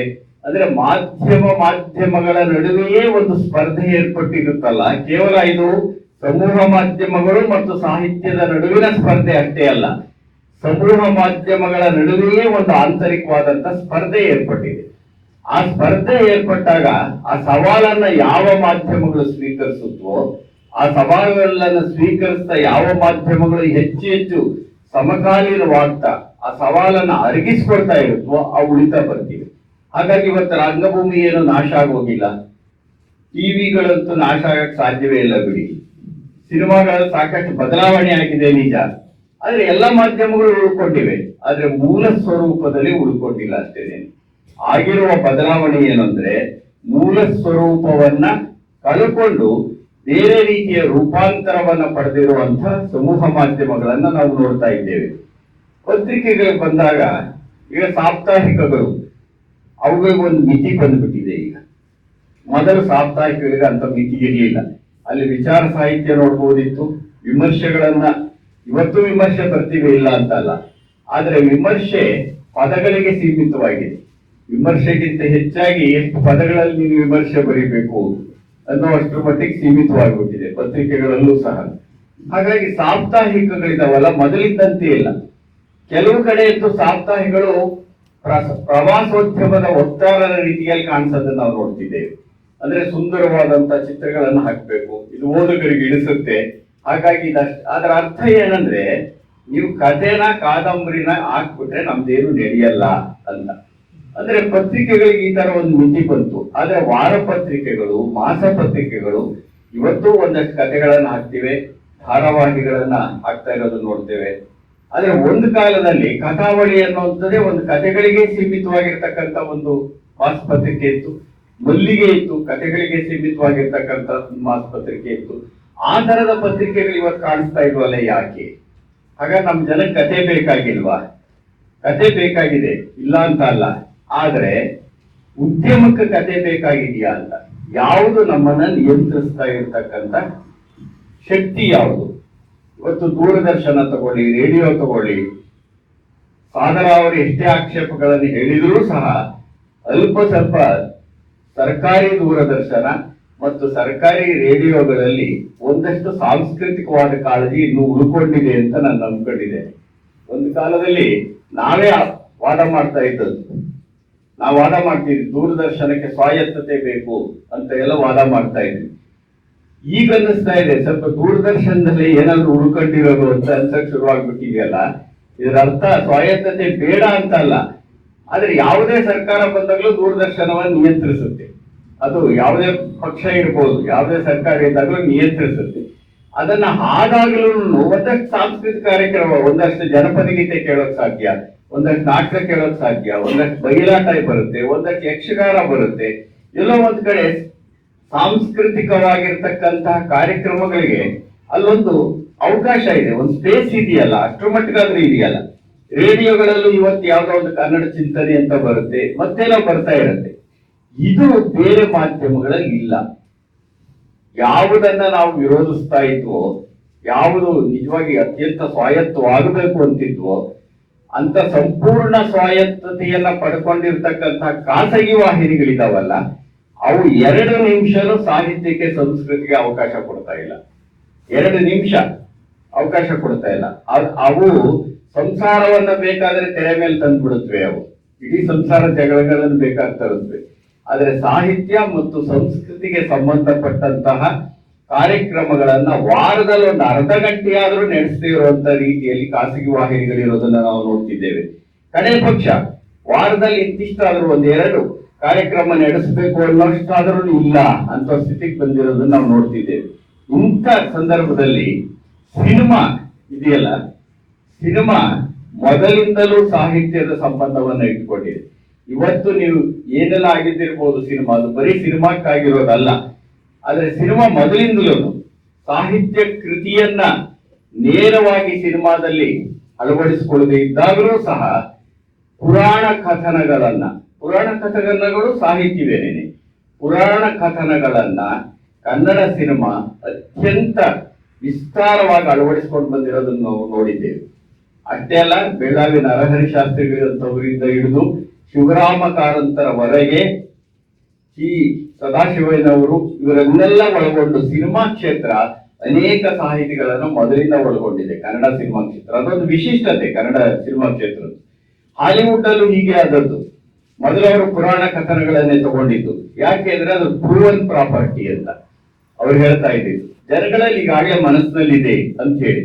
ನೀವು 1934ರ ಸತಿ ಸುಲೋಚನದಿಂದ ನೋಡ್ಕೊಂಡ್ ಬನ್ನಿ. ಮೊದಲ ಕಾಲು ಶತಮಾನಗಳಲ್ಲಿ ಇರ್ತಕ್ಕಂಥದ್ದು ಕನ್ನಡ ಸಿನಿಮಾದ ವಿಷಯದಲ್ಲಿ ಚರ್ಚೆ ಮಾಡಬೇಕಾಗಿರುವಂತ ಅನೇಕ ಅಂಶಗಳಿವೆ ಅಂತ ನಾನು ಭಾವಿಸ್ಕೊಂಡಿದ್ದೇನೆ. ಇಲ್ಲಿ ಸಿನಿಮಾಗೆ ಸಂಬಂಧಪಟ್ಟಂತವರು ಇರೋದ್ರಿಂದ ಸೂಚ್ಯವಾಗಿ ಮಾತ್ರ ಹೇಳಕ್ ಇಷ್ಟಪಡ್ತೇನೆ. ಮೊದಲ ಕಾಲು ಶತಮಾನ ಪುರಾಣ ಕಥನಗಳಲ್ಲಿ ಪ್ರಧಾನ ಧಾರೆಯನ್ನ ಕನ್ನಡ ಸಿನಿಮಾ ಯಾಕೆ ಸ್ವೀಕರಿಸ್ತಿಲ್ಲ? ಇದು ನಾವು ಹಾಕೊಳ್ಬೇಕಾಗಿರೋ ಪ್ರಶ್ನೆ. ಉಪಧಾರೆಗಳೇ ಇವೆ, ನೀವು ಗಮನಿಸಿ. ನೀವು ಸತಿ ಸುಲೋಚನ ಇರ್ಬೋದು, ಭಕ್ತ ಧ್ರುವ ಇರ್ಬೋದು, ಚಿರಂಜೀವಿ ಇರ್ಬೋದು, ಭಕ್ತ ಪ್ರಹ್ಲಾದ ಇರ್ಬೋದು, ಸದಾರಾಮ ಇರ್ಬೋದು, ರಾಮಾಂಜನೇಯ ಯುದ್ಧ ಇರ್ಬೋದು, ಇಂಥದ್ ಪಟ್ಟಿಯನ್ನ ಬೇಡ್ರ ಕಣ್ಣಪ್ಪ ಇರಬಹುದು, ದೊಡ್ಡ ಪಟ್ಟಿಯನ್ನು ಕೊಡಬಲ್ಲೆ ನಾನು. ಯಾವ ಪ್ರಧಾನ ಧಾರೆ ಅಲ್ಲ ಅವು ನಮ್ಮ ಪುರಾಣ ಕಥನಗಳಲ್ಲಿ. ಉಪಧಾರೆಗಳನ್ನೇ ಆಧರಿಸಿದಂತಹ ಪುರಾಣ ಕಥನಗಳನ್ನ ಕನ್ನಡ ಸಿನಿಮಾ ಒಳಗೊಳ್ತಾ ಬಂದದ್ದಿದೆಯಲ್ಲ, ಇದೊಂದು ವಿಶೇಷವಾಗಿ ನಾವು ಚರ್ಚಿಸಬೇಕಾಗಿರುವಂತ ವಿಷಯ ಅಂತ ನಾನು ಭಾವಿಸ್ಕೊಂಡಿದ್ದೆ. ಅದರ ಜೊತೆಗೆ ಚಾರಿತ್ರಿಕ ಸಿನಿಮಾಗಳು ಬರಲಿಲ್ಲ ಕನ್ನಡದಲ್ಲಿ. ಸ್ವಾತಂತ್ರ್ಯ ಪೂರ್ವದಲ್ಲಿ ಬರದೇ ಇರೋದಕ್ಕೆ ಕಾರಣ ಇದೆ. ಬ್ರಿಟಿಷರ್ ಕಾಲ, ಯಾವ ರಾಜನ ಒಳಗಡೆ ಸಾಧ್ಯ ಆಗುತ್ತೆ? ಬ್ರಿಟಿಷರ್ ಕಾಲದ ಒಳಗಡೆ, ಅಂದ್ರೆ ಬ್ರಿಟಿಷರ ಆಡಳಿತ ಇದ್ದ ಕಾಲದ ಒಳಗಡೆ ಕನ್ನಡ ಸಿನಿಮಾ ಯಾವುದೇ ಚಾರಿತ್ರಿಕ ಕಥಾವಸ್ತುವನ್ನು ಸ್ವೀಕರಿಸಲಿಲ್ಲ ಅನ್ನೋದಕ್ಕೂ ಬ್ರಿಟಿಷರ ಆಡಳಿತ ಇದ್ದದಕ್ಕೂ ಒಂದು ಸಂಬಂಧ ಇದೆ. ಸ್ವಾತಂತ್ರ್ಯೋತ್ತರದ ಒಳಗಡೆ ಒಂದಷ್ಟು ವರ್ಷ ಅದು ಬರಲಿಲ್ಲ, ಆಮೇಲೆ ಚಾರಿತ್ರಿಕ ಸಿನಿಮಾಗಳು ಬಂದು. ಅಂದ್ರೆ ಒಂದು ಆಡಳಿತ ಇದೆಯಲ್ಲ, ಆಡಳಿತ ಸಹ ನಮ್ಮ ಮಾಧ್ಯಮಗಳ ಮೇಲೆ ಉಂಟು ಮಾಡುವ ಪರಿಣಾಮ ಏನು ಅನ್ನೋದು ಒಂದು ಮುಖ್ಯ. ಇನ್ನೊಂದು, ಜನಮಾನಸದಲ್ಲಿ ಮುಖ್ಯವಾಹಿನಿಗಿಂತ ಹೆಚ್ಚಾಗಿ ಉಪಧಾರೆ ಕಥೆಗಳು, ಉಪಕಥೆಗಳು ಹೆಚ್ಚು ಪ್ರಚಲಿತವಾಗಿದ್ದಾಗ ಅವುಗಳು ಜನಗಳನ್ನು ತಲುಪಬಹುದು ಎನ್ನುವ ಒಂದು ನಿರೀಕ್ಷೆ ಸಹ ಇದ್ದಿರಬಹುದು. ಹೀಗೆ ಬಂದಂತದ್ದು ಮುಂದೆ ಏನಾಯಿತು, 1962ರಲ್ಲಿ ಧರ್ಮದೇವತೆ ಎನ್ನುವ ಕೃಷ್ಣಮೂರ್ತಿ ಪುರಾಣಿಕರ ಕಾದಂಬರಿಯನ್ನು ಆಧರಿಸಿ ಕರುಣೆಯೇ ಕುಟುಂಬದ ಕಣ್ಣು ಅಂತ ಸಿನಿಮಾ ಬಂದಾಗ ಮೊಟ್ಟ ಮೊದಲ ಕಾದಂಬರಿ ಆಧಾರಿತವಾದಂತ ಸಿನಿಮಾ ಅಂತ ಹೇಳಲಾಯಿತು. ಅಂದ್ರೆ ಮೊದಲಿಂದ ಹಿಡಿದು ಕನ್ನಡ ಸಿನಿಮಾ ಇದೆಯಲ್ಲ, ಪುರಾಣ ಕಥನಗಳು ಸಾಹಿತ್ಯವೇ ಆದ್ರಿಂದ ಸಾಹಿತ್ಯ ಸಂಬಂಧವನ್ನು ಇಟ್ಕೊಂಡಿದೆ. ಆಮೇಲೆ ಕಾದಂಬರಿ ಆಧಾರಿತ ಸಿನಿಮಾಗಳು ಬಂದಿವೆ. ಸಾಹಿತ್ಯ ಕೃತಿಗಳನ್ನ ಸಿನಿಮಾ ಮಾಡಿರೋದು, ಕಥೆ ಇರ್ಬೋದು, ನಾಟಕ ಇರ್ಬೋದು, ಅನೇಕ ಸಿನಿಮಾಗಳು ಬರ್ತಾ ಹೋದು ಕನ್ನಡದಲ್ಲಿ. ಅಂದ್ರೆ ಸಿನಿಮಾ ಒಂದು ನಿಜವಾಗೂ ಕನ್ನಡ ಸಿನಿಮಾ ವಿಶೇಷವಾಗಿ ಸಾಹಿತ್ಯದ ಜೊತೆಗೆ ಒಂದು ನಿಕಟ ಸಂಬಂಧವನ್ನ ಇಟ್ಕೊಂಡಿತ್ತು. ಇನ್ನೊಂದು ಚರ್ಚೆ ಮಾಡಬಹುದಾದ ವಿಷಯ, ಸುಮ್ಮನೆ ಇಲ್ಲಿ ಎತ್ತೋದಕ್ಕೆ ಇಷ್ಟಪಡ್ತೇನೆ. ಮೊದಲ 25 ವರ್ಷದ ಕನ್ನಡ ಸಿನಿಮಾದಲ್ಲಿ ಹರಿಕೇಂದ್ರಿತವಾದ ಸಿನಿಮಾಗಳು ಬಂದಿವೆ, ಶಿವ ಕೇಂದ್ರಿತವಾದ ಬಂದಿರೋದು 2 ಸಿನಿಮಾ. ಇದು ಯಾಕೆ ಅನ್ನೋ ಪ್ರಶ್ನೆ, ಇಂಥ ಪ್ರಶ್ನೆಗಳು ನಾವು ಚರ್ಚೆ ಮಾಡಬೇಕಾಗಿದೆ. ಅಂದ್ರೆ ಈ ಗೋಷ್ಠಿಯಲ್ಲಿ ಅಂತ ನಾನು ಹೇಳ್ತಾ ಇಲ್ಲ, ಒಟ್ಟಾರೆ ಈ ಗೋಷ್ಠಿ ಆಚೆಗೆ ಸಹ ನಾವು ಚರ್ಚಿಸಬೇಕಾಗಿರುವಂತ ವಿಷಯಗಳಿವೆ. ಇದರಲ್ಲಿ ಹರಿಕೇಂದ್ರಿತವಾದದ್ದೇ ಹೆಚ್ಚು ಸಿನಿಮಾ ಬಂದು, ಶಿವ ಕೇಂದ್ರಿತವಾದಂತ ಬಂದದ್ದಿದೆಯಲ್ಲ, ಅದು ಒಂದು ಶಿವಪಾರ್ವತಿ ಅಂತ ಬಂತು 1950ರಲ್ಲಿ, ಭೂ ಕೈಲಾಸ ಅನ್ನೋದು ಬಂತು. ಅದ್ರ ಆಚೆಗೆ ಯಾವ ಕಾಣಿಸೋದಿಲ್ವಲ್ಲ. ಇಂಥ ಅನೇಕ ಪ್ರಶ್ನೆಗಳು ನಮ್ಮ ಎದುರುಗಡೆ ಇವೆ. ಅಂದ್ರೆ ಮಾಧ್ಯಮಗಳಿಗೂ ಮತ್ತು ಸಾಹಿತ್ಯಕ್ಕೆ ಇರುವ ಸಂಬಂಧದಲ್ಲಿಯೂ ಸಹ ಆಯ್ಕೆಯ ಪ್ರಶ್ನೆಗಳಿದೆಯಲ್ಲ, ಅವು ಯಾಕಾಗವು? ಅದು ಕೇವಲ ವ್ಯಕ್ತಿಯ ಆಯ್ಕೆ ಆಗಿತ್ತ, ಸಮಾಜದ ಆಯ್ಕೆ ಆಗಿತ್ತ, ಅಥವಾ ಒಟ್ಟು ನಮ್ಮ ಸಾಮಾಜಿಕ ಆರ್ಥಿಕ ಸಂರಚನೆ ಅದರ ಮೇಲೆ ಬೀರಿದಂತಹ ಪರಿಣಾಮದ ಫಲವ? ಇಂಥ ಅಂಶಗಳನ್ನು ಕುರಿತು ನಾವು ಸಾಕಷ್ಟು ಚರ್ಚೆ ಮಾಡಬೇಕಾಗಿದೆ ಅಂತ ನಾನು ಭಾವಿಸ್ಕೊಂಡಿದ್ದೇನೆ. ನನಗನ್ಸೋದು ಇವತ್ತೇನು ಬದಲಾವಣೆ ಆಗಿದೆ ಅಂತ ಹೇಳ್ತಿದ್ದೇವೆ, ಹಾಡುಗಳಲ್ಲಿ ಬದಲಾವಣೆ ಆಗಿದೆ, ಸಿನಿಮಾದಲ್ಲಿ ಖಾಸಗಿ ವಾಹಿನಿಗಳು ಬೇರೆ ರೀತಿ ವರ್ತಿಸ್ತಾ ಇರೋದನ್ನ ನೋಡ್ತೇವೆ. ಇದರ ಹಿಂದೆ ಇರತಕ್ಕಂತಹ ಮೂಲ ಪ್ರೇರಣೆ, ಮೂಲ ಪ್ರಭಾವ ನಮ್ಮ ಆರ್ಥಿಕ ನೀತಿಯಲ್ಲಿ ಆದಂತಹ ಪಲ್ಲಟ ಅಂತ ನನ್ನ ನಂಬಿಕೆ. ನಮ್ಮ ಆರ್ಥಿಕ ನೀತಿ ಇದೆಯಲ್ಲ, ಆರ್ಥಿಕತೆ ಇದೆಯಲ್ಲ, ಒಂದು ಸಮಾಜದ ಮೂಲ ಲಕ್ಷಣ, ಅದು ಬೇಸಿಕ್ ಸ್ಟ್ರಕ್ಚರ್. ಅದು ಆಮೇಲೆ ಸೂಪರ್ ಸ್ಟ್ರಕ್ಚರ್ ಬೇರೆ ಇರುತ್ತೆ. ಆದ್ರೆ ಬೇಸಿಕ್ ಸ್ಟ್ರಕ್ಚರ್ ಯಾವಾಗಲೂ ಸೂಪರ್ ಸ್ಟ್ರಕ್ಚರ್ ಮೇಲೆ ಒಂದು ಪರಿಣಾಮವನ್ನ ಬೀರ್ತಾ ಇರುತ್ತೆ. ಹಾಗೆ ನೋಡಿದಾಗ ನಮ್ಮ ಮುಕ್ತ ಆರ್ಥಿಕ ನೀತಿ ಬಂದ ನಂತರದ ಒಳಗಡೆ ನಮ್ಮಲ್ಲಿ ಪ್ರಜಾಸತ್ತಾತ್ಮಕವಾದಂತ ಸಮಾಜದ ಚರ್ಚೆಗಳು ಬೇರೆ ರೀತಿಯಾದವು, ಪ್ರಜಾಪ್ರಭುತ್ವದ ವ್ಯಾಖ್ಯಾನಗಳು ಬೇರೆ ರೀತಿಯಾದವು, ಪ್ರಜಾಸತ್ತಾತ್ಮಕವಾಗಿ ಆಯ್ಕೆಯಾದಂತಹ ಸರ್ಕಾರಕ್ಕೆ ಪರಮ ಅಧಿಕಾರ ಇರಬೇಕು ಅನ್ನೋದನ್ನ ಹೊರತುಪಡಿಸಿ ಎಲ್ರಿಗೂ ಅಧಿಕಾರ ಇರಬೇಕು, ಖಾಸಗಿಯವರಿಗೆ ಹೆಚ್ಚು ಅಧಿಕಾರ ಇರಬೇಕು ಅನ್ನೋ ಸ್ಥಿತಿ ಬಂತು. ಯಾವಾಗ ಮುಕ್ತ ಆರ್ಥಿಕ ನೀತಿ ಬಂತು ಆವಾಗ ಖಾಸಗೀಕರಣದ ನೀತಿ ಪ್ರಚಲಿತವಾಗ್ತಾ ಬಂತು. ಆ ಮುಕ್ತ ಆರ್ಥಿಕ ನೀತಿಯ ಪರಿಣಾಮವಾಗಿ ಆದದ್ದೇನು? ನಮಗೆ ಮುಕ್ತ ಆರ್ಥಿಕ ನೀತಿ ಬಂದಾಗ ಉದ್ಯಮ ಇದೆಯಲ್ಲ, ಉದ್ಯಮಶೀಲತೆಯನ್ನ ನಾನು ನಿರಾಕರಿಸ್ತಾ ಇಲ್ಲ, ಆದ್ರೆ ಉದ್ಯಮ ಎಲ್ಲವನ್ನ ನಿಯಂತ್ರಿಸೋದಕ್ಕೆ ಶುರುವಾಯಿತು. ಶಿಕ್ಷಣ ಕ್ಷೇತ್ರದ ಮೇಲೆ ಇದರ ಪರಿಣಾಮ ಆಗಿದೆ. ಇವತ್ತು ಶಿಕ್ಷಣ ಕ್ಷೇತ್ರದಲ್ಲಿ ನೀವು ಏನನ್ನು ಕಲಿಸ್ಬೇಕಪ್ಪ, ಉದ್ಯೋಗ ಸಿಗುತ್ತಾ ಇಲ್ವಾ ಅಂತ ಯೋಚಿಸ್ತಾರೆ. ನಮ್ಮಲ್ಲಿ NEP ಆಯ್ತು, SPET ಅಂತ ನಡೀತಿದೆ, SCP ಏನು ಮಾಡುತ್ತೋ ಇನ್ನೂ ಗೊತ್ತಿಲ್ಲ ನಮಗೆ, ಅದು ಗೊಂದಲ ಉಂಟು ಮಾಡ್ತಾ ಇದೆ. ಆದ್ರೆ ಕಡೆಗೆ ಉದ್ಯೋಗ ಸಿಗುತ್ತೋ ಇಲ್ವೋ ಅಂತ ಹೇಳಿ ಪ್ರಾಥಮಿಕ ಶಾಲೆಯ ಮಕ್ಕಳಿಗೂ ಸ್ಕಿಲ್ ಅಂತ ಕಲ್ಸಕ್ ಶುರು ಮಾಡಿಬಿಟ್ಟಿದ್ದಾರೆ. ಯಾರ್ಯಾರಿಗೆ ಸ್ಕಿಲ್ ಇಲ್ವೋ ಅವರೆಲ್ಲ ಸ್ಕಿಲ್ ಬಗ್ಗೆ ಮಾತಾಡಕ್ ಶುರು ಮಾಡಿದ್ದಾರೆ ಇವತ್ತು. ಅಂದ್ರೆ ನೀವು ಎಲ್ಲಿಂದ ಇರಬೇಕು, ಎಲ್ಲಿಂದ ಉದ್ಯೋಗಮುಖಿ ಶಿಕ್ಷಣ ಇರಬೇಕು, ಎಲ್ಲಿಯವರೆಗೆ ಜ್ಞಾನಮುಖಿ ಶಿಕ್ಷಣ ಇರಬೇಕು ಎನ್ನುವ ವಿಂಗಡಣೆಯನ್ನ ಇಲ್ಲಿಯವರೆಗೆ ನಮ್ಮ ದೇಶದಲ್ಲಿ, ನಮ್ಮ ರಾಜ್ಯದಲ್ಲಿ ಮಾಡೇ ಇಲ್ಲ. ಒಂದಕ್ಕೊಂದು ತರಿಸ್ತಾ ಇರ್ತಾರೆ. ಒಂದು ಜ್ಞಾನಮುಖಿ ಶಿಕ್ಷಣ ಮತ್ತು ಉದ್ಯೋಗಮುಖಿ ಶಿಕ್ಷಣ ಅನ್ನೋದನ್ನು ವಿಭಾಗ ಮಾಡಿಕೊಂಡಿಲ್ಲ ನಮ್ಮಲ್ಲಿ. ಈ ಸಂದರ್ಭದ ಒಳಗಡೆ ಶಿಕ್ಷಣದ ಮೇಲೆ ಉದ್ಯಮದ ಹಿಡಿತ ಜಾಸ್ತಿ ಆಯಿತು, ಮಾಧ್ಯಮಗಳ ಮೇಲೆ ಉದ್ಯಮದ ಹಿಡಿತ ಜಾಸ್ತಿ ಆಯಿತು. ಹಾಗಾಗಿ ಏನಾಗ್ತಾ ಬಂದು ಪತ್ರಿಕೆಗಳಿಗೂ ಸಹ ಹಾಕಿದ ಬಂಡವಾಳವನ್ನ ವಾಪಸ್ ಪಡೆಯೋದು ಹೇಗೆ ಅನ್ನೋ ಪ್ರಶ್ನೆ ಬರುತ್ತೆ ಅಲ್ಲಿ. ಯಾಕೆಂದ್ರೆ ಉದ್ದಿಮೆ ಮತ್ತು ಲಾಭ, ಕಾರ್ಕಿನ್ ಯಾವ ಮಾತನ್ನ ಹೇಳದ, ಯಾವುದನ್ನ ನಾನು ಆರಂಭದಲ್ಲಿ ಉಲ್ಲೇಖ ಮಾಡಿದ್ದೆ ಆ ಮಾತನ್ನ ಇಲ್ಲಿ ಜ್ಞಾಪಿಸೋದಕ್ಕೆ ಇಷ್ಟಪಡ್ತೇನೆ. ಕಡೆಗೆ ಇವೆಲ್ಲರೂ ಮುಖ್ಯವಾದದ್ದು ಏನು? ಉದ್ದಿಮೆ ಇದು. ಆದ್ದರಿಂದ ಲಾಭ ಬೇಕು. ಅಲ್ಲಿ ಲೆಕ್ಕಾಚಾರ ಲಾಭ ನಷ್ಟ, ಮನೋವಿಕಾಸ ಅನ್ನೋದಲ್ಲ. ಮನರಂಜನೆ ಅನ್ನೋದಕ್ಕೂ ಅಪವ್ಯಾಖ್ಯಾನಗಳು ಬಂದಿವೆ ಇವತ್ತು. ಯಾವ್ದು ಮನರಂಜನೆ? ಅನೇಕ ಸಿನಿಮಾಗಳ ಇವರು ಹೇಳ್ತಿರ್ತಾರೆ, ಜನ ಕೇಳ್ತಿದ್ದಾರೆ ನಾವು ಕೊಟ್ಟಿದ್ದೀವಿ ಅಂತ. ಜನ ಕೇಳೇ ಇರೋದಿಲ್ಲ ಏನನ್ನು, ಆದ್ರೆ ಇವು ಕೊಟ್ಟು ಅವರ ಅಭಿರುಚಿಯನ್ನ ಕೆಡಿಸೋದು ಪ್ರಯತ್ನ ಮಾಡುವಂತ ಪ್ರಯತ್ನಗಳು ನಡೀತಾ ಇರುತ್ತೆ. ಜನ ಇಂಥದೇ ಬೇಕು ಅಂತ ಕೇಳಿದ್ರೆ ನಮ್ಮ ಮಾಧ್ಯಮಗಳ ಸ್ವರೂಪನೇ ಬದಲಾಗಿ ಬಿಡ್ತಿತ್ತು ಎಷ್ಟೋ ಸಾರಿ. ಪಾಪ ಜನ ಇಂಥದೇ ಬೇಕು ಅಂತ ಕೇಳೋದಿಲ್ಲ, ಕೊಟ್ಟಿದ್ದನ್ನ. ಯಾಕೆಂದ್ರೆ ಈ ಸರಕು ಸಂಸ್ಕೃತಿ ಇದೆಯಲ್ಲ, ಉದ್ಯಮದಿಂದ ಉಂಟಾದಂತಹ ಸರಕು ಸಂಸ್ಕೃತಿಯ ಫಲವಾಗಿ ಮಾಧ್ಯಮಗಳ ಮೇಲೆ ದಟ್ಟವಾದಂತಹ ನಕಾರಾತ್ಮಕ ಪರಿಣಾಮ ಉಂಟಾಗಿದೆ ಅಂತ ನಾನು ಭಾವಿಸ್ಕೊಂಡಿದ್ದೆ. ಹಾಗಾಗಿನೇ ಲಾಭವಷ್ಟೇ ಮುಖ್ಯ ಅಂತ. ಇದರಿಂದ ಏನಾಯ್ತು, ಮಾಧ್ಯಮ ಮತ್ತು ಉದ್ಯಮದ ಸಮತೋಲನ ತಪ್ಪು ಹೋಗಿದೆ. ಹಾಗಾದ್ರೆ ಉದ್ಯಮ ಇರಬಾರ್ದಾದ್ರೆ ಉದ್ಯಮ ಇರ್ಬೇಕಾಗಿರುತ್ತಿಲ್ಲ ಅಂತಲ್ಲ. ನಾನು ಅದಕ್ಕೆ ಸುಮಾರು ವರ್ಷಗಳ ಹಿಂದೆ ಇಲ್ಲಿರೋ ನಮ್ಮ ಡಾಕ್ಟರ್ ವಿಜಯ ಅವ್ರಿಗೂ ಉಳಿದವ್ರಿಗೂ ಗೊತ್ತಿದೆ, ನಾನು ಸಿನಿಮಾನ ಕಲೋದ್ಯಮ ಅಂತ ಕರೆದಿದ್ದೆ. ನಾನು ಅದು ಕೇವಲ ಕಲೆಯಲ್ಲ, ಅದು ಉದ್ಯಮವೂ ಹೌದು. ಯಾಕೆ ಅಂದ್ರೆ ಬಂಡವಾಳ ತೊಡಗೋದ್ರಿಂದ ಅದೊಂದು ಕಲೋದ್ಯಮ ಅಂತ. ಆದ್ರೆ ಆ ಸಮತೋಲನ ಇದೆಯಲ್ಲ ಇವತ್ತು ತಪ್ಪೋಗಿದೆ. ಈ ಉದ್ಯಮ ಮತ್ತು ಮಾಧ್ಯಮಗಳ ನಡುವಿನ ಸಮತೋಲನ ತಪ್ಪಿದ ದೆಸೆಯಿಂದ ಏನಾಗಿದೆ, ಸಾಹಿತ್ಯಕ್ಕೆ ಸಿಕ್ಕಬೇಕಾಗಿರ್ತಕ್ಕಂತಹ ಅವಕಾಶಗಳಿದಾವಲ್ಲ ಅವು ಮಾಧ್ಯಮಗಳಲ್ಲಿ ಕಡಿಮೆ ಆಗ್ತಿರೋದನ್ನ ನಾವು ನೋಡ್ತೇವೆ. ಹಾಗಾಗಿ ಪತ್ರಿಕೆಗಳಲ್ಲಿ ಈಗ ವಾಣಿಜ್ಯದ ಸುದ್ದಿ ಇಷ್ಟೊಂದು ಬರ್ತಾ ಇರಲಿಲ್ಲ ಮುಂಚೆ. ಈಗ ವಾಣಿಜ್ಯದ ಪುರವಣಿಗಳೇ ಬರುತ್ತವೆ, ಪ್ರಾಪರ್ಟಿ ಸಂಬಂಧಪಟ್ಟಂತೆ ಪುರವಣಿ ಬರ್ತಾ ಇರುತ್ತೆ. ಈ ಸಂದರ್ಭದಲ್ಲಿ ಯಾಕೆ ಇವೆಲ್ಲ ಆಯಿತು? ಬದಲಾಗ್ತಿರುವಂತ ಆರ್ಥಿಕ ನೀತಿಗಳ ಫಲ ಇದು. ಬದಲಾದ ಆರ್ಥಿಕ ನೀತಿಯಲ್ಲಿ ಯಾವಾಗ ಉದ್ಯಮವೇ ಮುನ್ನೆಲೆಗೆ ಬಂತೋ ಆಗ ಅದು ಮಾಧ್ಯಮ ಅದನ್ನ ಅರಗಿಸಿಕೊಳ್ಳುವಂತ ಶಕ್ತಿ ಇದೆಯಾ, ಸಮತೋಲನ ಇದೆಯಾ ನಮ್ಮಲ್ಲಿ? ಇಲ್ಲ, ಒಂದು ಅತಿರೇಕಕ್ಕೆ ಹೋಗಿದೆ. ಆ ಉದ್ಯಮದ ವೈಪರೀತ್ಯಗಳಿದಾವಲ್ಲ, ಆ ವೈಪರೀತ್ಯಗಳ ಫಲವಾಗಿ ಏನಾಯ್ತು ಅಂತ ಅಂದ್ರೆ ನಮ್ಮಲ್ಲಿ ಬೇರೆ ಬೇರೆ ಪುರವಣಿಗಳು ಬರಕ್ ಶುರುವಾದ್ರು. ಈಗ ಕ್ರೀಡೆಯನ್ನ ಕುರಿತು ಬಹಳ ಆಸಕ್ತಿ ಹೊಂದಿದೆ ಜನಗಳಿಗೆ ಎಂದಾಗ ಕ್ರೀಡಾ ಪುರವಣಿಗಳು ಬರಕ್ ಶುರುವಾಗುತ್ತೆ. ಸಿನಿಮಾ ಬಗ್ಗೆ ಚಿತ್ರಪ್ರಭ ಬಂತು, ಸಿನಿಮಾ ರಂಜನೆ ಅಂತ ಬಂತು. ಅಂದ್ರೆ ಸಿನಿಮಾ ಅದನ್ನು ಓದೋರು ಇದ್ದಾರೆ ಅಂತ ಅಂದಾಗ ಇವೆಲ್ಲವೂ ಬದಲಾದದ್ದು ಏನಂದ್ರೆ ನಮ್ಮ ಸಮಾಜದಲ್ಲಿ ಆಗುವ ಬದಲಾವಣೆಗಳು ಮಾಧ್ಯಮದ ಮೇಲೆ ಪರಿಣಾಮವನ್ನ ಉಂಟು ಮಾಡಿವೆ. ಸಮಾಜದಲ್ಲಿ ಬದಲಾವಣೆ ಆಗ್ತಿದೆ. ಸಮಾಜದಲ್ಲಿ ಬದಲಾವಣೆ ಯಾವುದರಿಂದ ಆಗುತ್ತೆ? ಅದಕ್ಕೆ ಕಾರಣ ಸಾಮಾಜಿಕ ಆರ್ಥಿಕ ನೀತಿಗಳ ಕಾರಣ ಆಗಿರುತ್ತೆ ಸಮಾಜದಲ್ಲಿ ಬದಲಾವಣೆ ಆಗೋದಕ್ಕೆ.